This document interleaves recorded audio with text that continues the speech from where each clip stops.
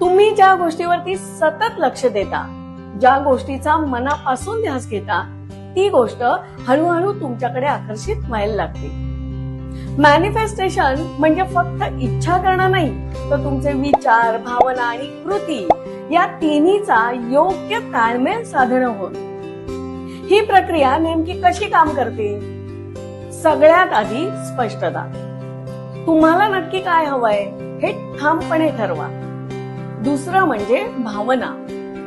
ते स्वप्न पूर्ण झाल्यावर जो आनंद तुम्हाला होईल, तो आनंद आजच अनुभवायला शिका.